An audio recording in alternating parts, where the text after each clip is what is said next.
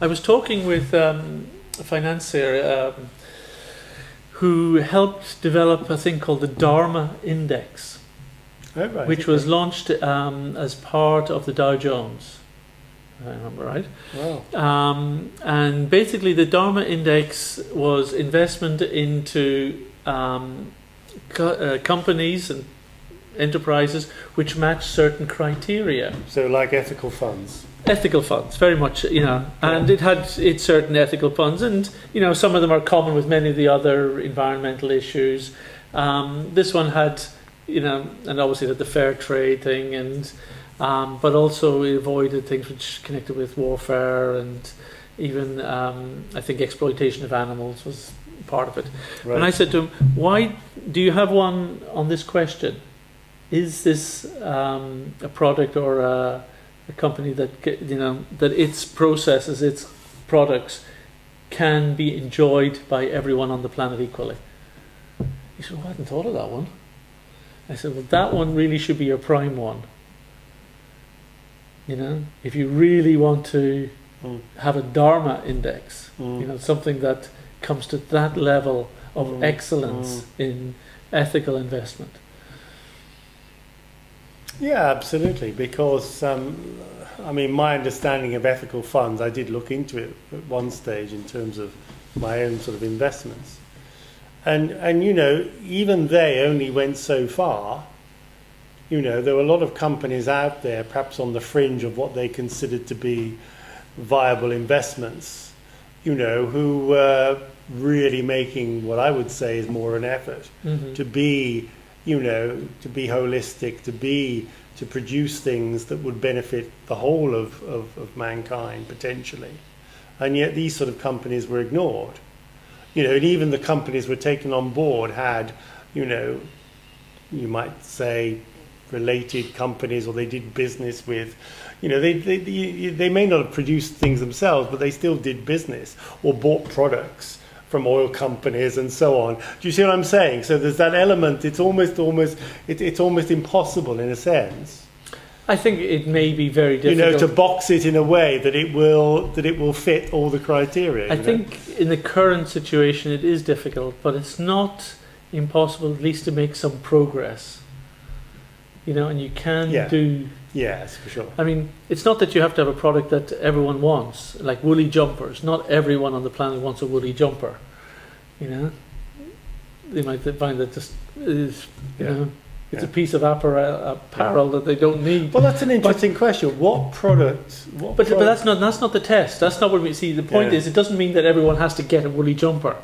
The question is, can those who need and want the woolly jumper do it in such a way that it doesn't take away from the ability of everyone else to have their choice? Yeah.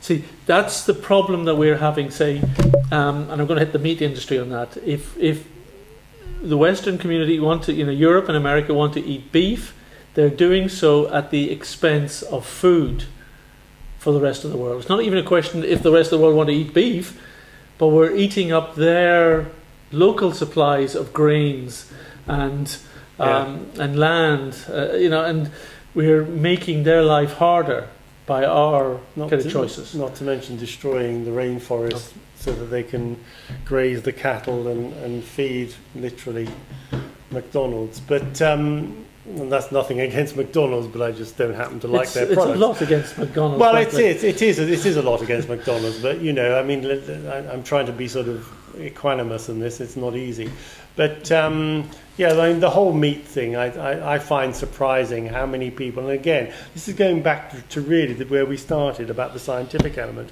how people defend their corner. This is right, this is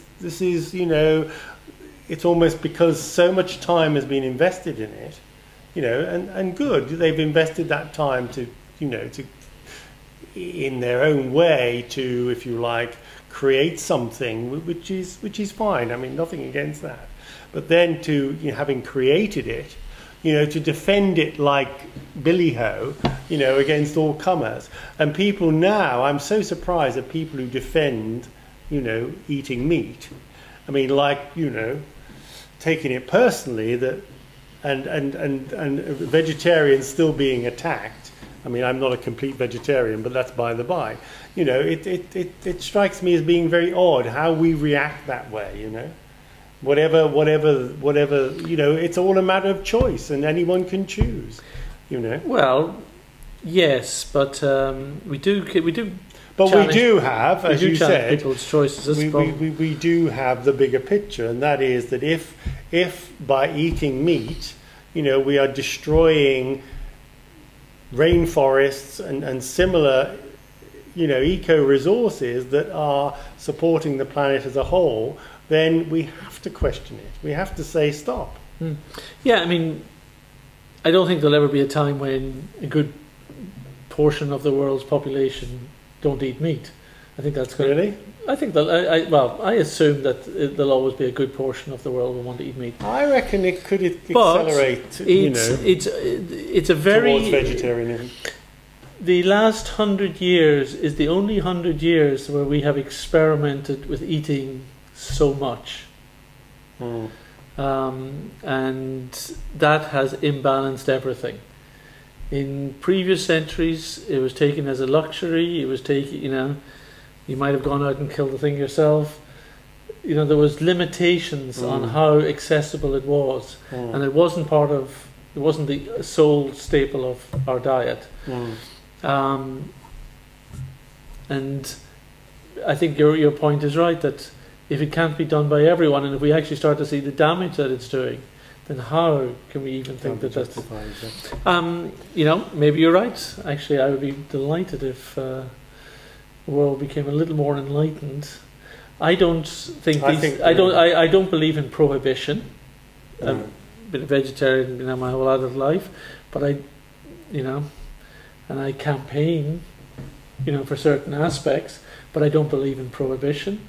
But I do believe that it's much better that society comes to its own kind of realizations on these sort of matters, and develops a kind of better understanding of what is right for ourselves as physical beings, and what is right for our, you know, fellow humans and the planet as well.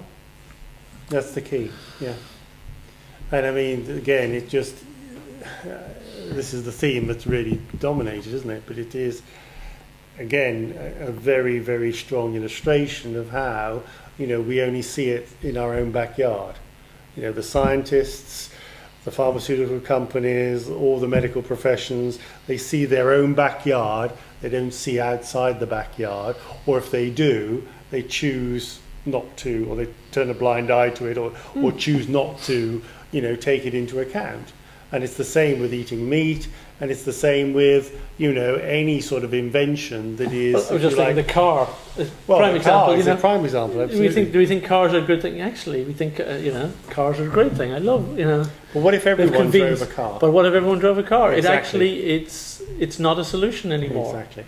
And anyone who thinks that that is a solution for society, you know, it's a stopgap measure where a few of us are enjoying the benefits, and the rest of the planet is suffering the results.